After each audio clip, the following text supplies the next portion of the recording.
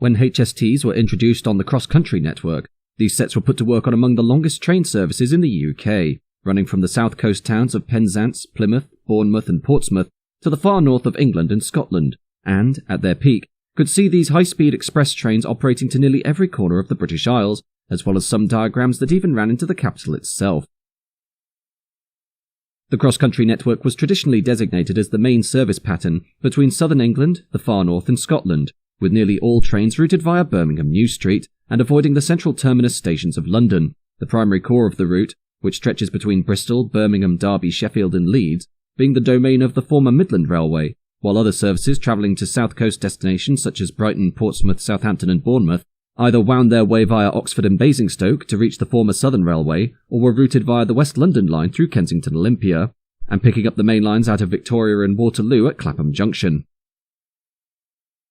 Following nationalisation in 1948, the CrossCountry route was expanded to see operations run in all 6 of the geographical regions of the British Railways categorisation system, but outside of the Midland region, which was the main area in which it operated, and where most of its rolling stock was stabled, cross-country trains were considered lower priority to the primary express trains of the respective region these services were operating in, and therefore rarely saw any of their own promotion, thus leading to comparatively low patronage outside of holiday seasons, while at the same time, as each of the individual regions of the BR network sported their own differing locomotive types and classes, a pattern that continued into the diesel age, most diagrams were forced to change traction at strategic locations such as Bristol Temple Meads and Birmingham New Street.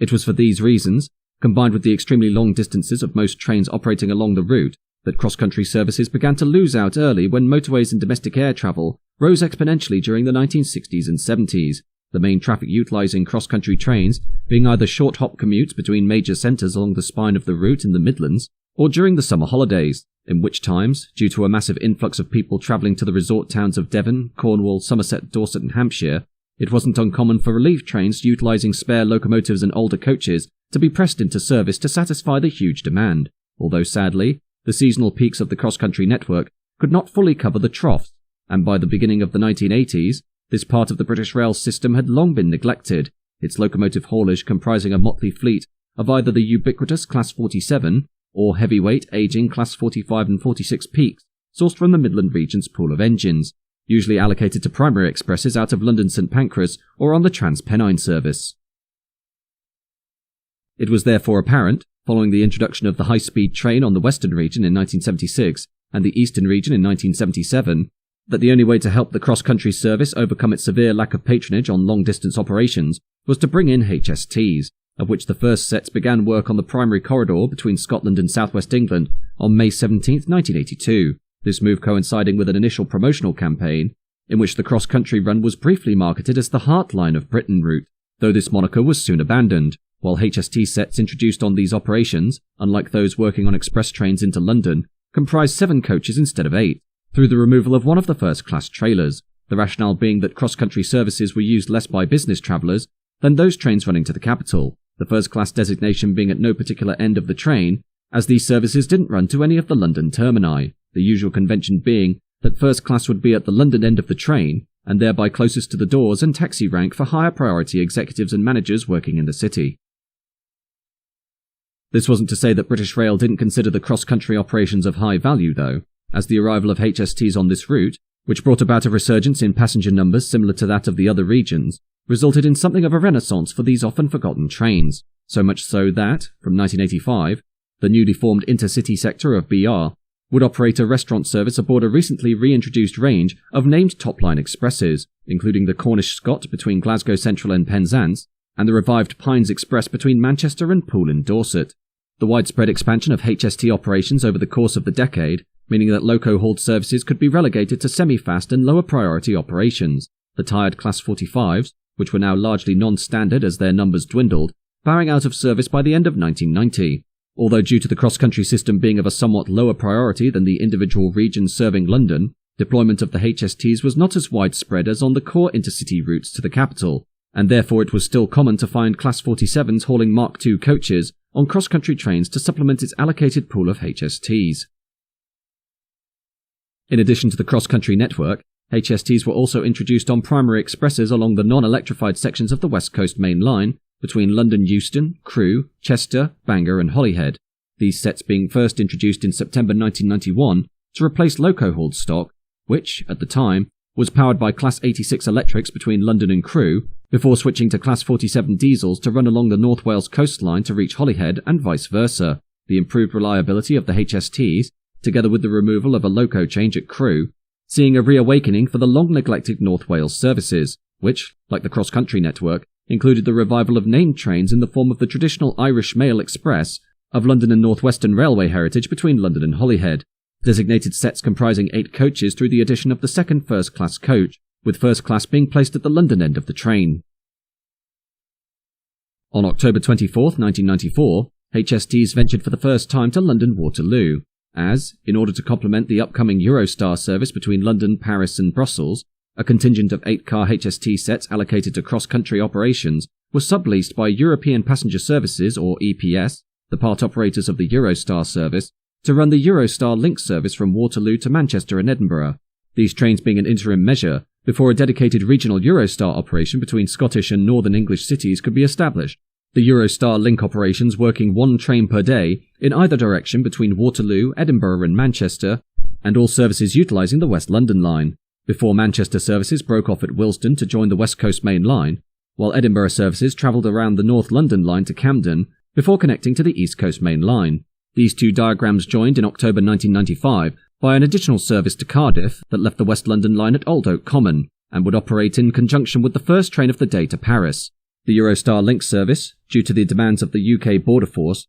only allowing travel for those holding Eurostar tickets with onward travel to Europe, thus meaning these trains often worked over half empty and made little to no profit. The eventual replacement of EPS by London and Continental Railways during the privatisation of British Rail, meaning that the sublease of cross-country HSTs was set to expire in March 1997, and therefore, seeing no viable future for these trains, the Eurostar Link service was axed in January of that year, Eurostar instead offering cheap tickets to their customers on normal intercity services into Euston.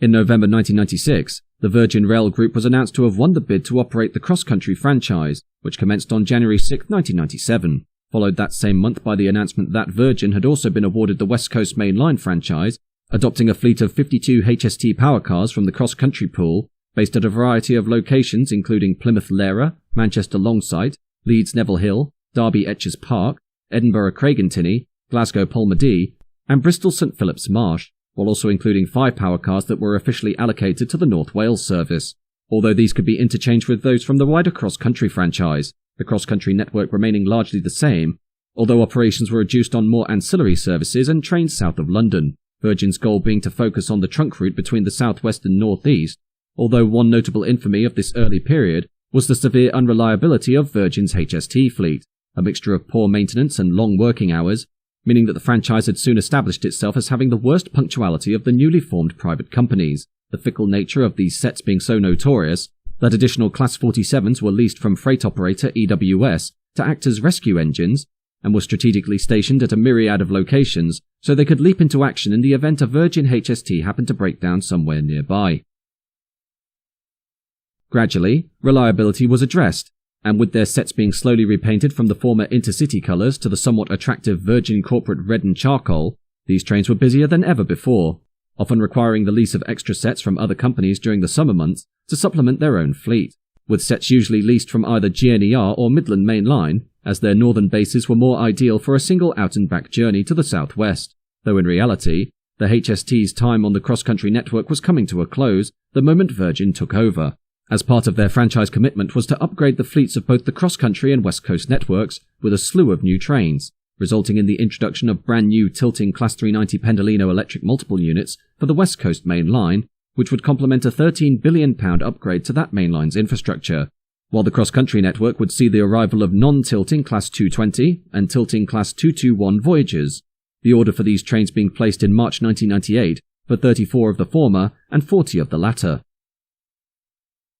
First to go were the few remaining loco-hauled services powered by Class 47s and Mark II coaches, these bowing out in September 2002, while initially, Virgin Trains planned to retain a small number of HSTs that would be comprehensively refurbished under a program called Operation Princess, the details of which included the reducing of 14 HST sets to 5 coaches instead of 7, and, through a complete overhaul of the Virgin Trains timetable, would operate a proposed service between Blackpool, Manchester, Birmingham, Swindon and London Paddington. But with the need for additional traction on the Midland Main Line as part of the Project Rio service between Manchester and London St Pancras, this proposal was axed before it was fully implemented. Although regardless of the scheme not being introduced, in order to match the acceleration of Voyager units, some HST sets were reduced to 5 coaches on long-distance trains, this move ultimately being short-lived, as on September 27, 2003, at the end of that year's summer season, 43154 and 43157 hauled the final Virgin Trains HST service from Plymouth to Glasgow Central, followed on May 22, 2004, by the last ever operation of HSTs on the London to Holyhead service, bringing down the curtain on the high-speed train's cross-country career. HSTs, however, would not be gone for long, as with the introduction of the Voyager units, which comprised only 4 and 5 car sets, the cross-country network quickly fell into disrepute, as these trains struggled to provide the necessary capacity to operate on the main commuter corridor between York, Leeds, Birmingham and Bristol, the shortcomings of the Voyagers being made highly apparent during the summer months, when seasonal holiday traffic was at its peak, which, in combination with a pervasive problem relating to the roof-mounted electronics of the Voyager units, that were prone to failure due to saltwater ingress during stormy weather on the Dawlish and Teignmouth sea walls, meant Virgin Trains was forced to reintroduce HST sets by hiring several examples from either Midland Main Line or GNER, while ex-Virgin Trains sets themselves were leased out to a variety of different operators across the UK, including First Great Western, GNER and Midland Main Line, the latter putting their influx of new sets to work on the Project Rio service between London St Pancras and Manchester Piccadilly. Furthermore, ex-Virgin power cars 43013, 43014 and 43062, together with several trailers, were purchased by Network Rail to form part of the new measurement train, a specialised assessment train which monitors the condition of the network infrastructure and undertakes a 4-week cycle, reduced from a 13-week cycle, on most main lines and secondary routes across the entire UK railway system. The new measurement train entering service from May 9, 2003, and comprised originally 2 Mark II and 3 Mark III trailers, before being upgraded to 5 Mark III trailers to replace the Mark IIs, while between 2004 and 2006, the pool of locomotives allocated to NMT operations was increased to 6 with the addition of 43067, 43154 and 43196, while the original 3 power cars underwent an overhaul. The various measurement and assessment equipment available within the new measurement train, including a production vehicle or PV, which is fitted with lasers, vertical and horizontal actuators, gyros and accelerometers to measure the interaction of the vehicle passing over the track, the development vehicle or DV, which measures features such as overhead line height and stagger through the fitting of a pantograph, as well as a non-contact overhead line monitoring system that utilizes lasers to measure the position of the wires in relation to the rails, and a track recording systems vehicle, which has banks of screens allowing the team of 3 operators to view a range of system outputs including track faults, train location, and radio signal strength, while cameras fitted to the noses of the power cars allow for video footage of the track conditions to be captured from a driver's eye view. As for the cross-country network, in November 2007, Virgin Trains lost the franchise to a bid placed by Arriva, resulting in the formation of Arriva Cross-Country, the commitments of this new franchise being to improve capacity on the network by way of reintroducing regular HST diagrams using 5 refurbished sets formed of 7 coaches. These sets, comprising mainly of ex-Project Rio rolling stock, being introduced and gradually refreshed throughout 2008 and into 2009, while running 4 daily diagrams between Plymouth, Glasgow, Edinburgh and Leeds, power cars in operation with cross-country being re-engined with brand new MTU power plants, increasing their efficiency and reliability over their original Paxman Valenta engines.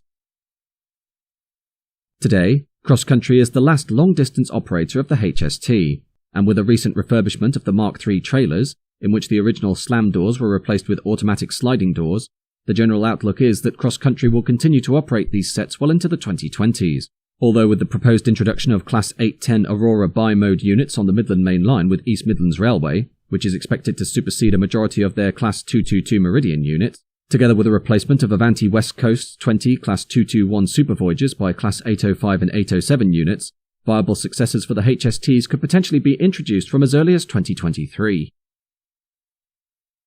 Nevertheless, the impact of the HSTs on the cross-country network, like with the other regions they served, worked wonders as to the speed, reliability and comfort of these operations, and while continued use of these sets is unlikely to extend beyond 2025, the legacy of these machines remains apparent today, as patronage for the cross-country route is still higher than ever before, and has gone from being a largely forgotten piece of the British rail system to a vital commuter corridor transporting tens of thousands of passengers per day.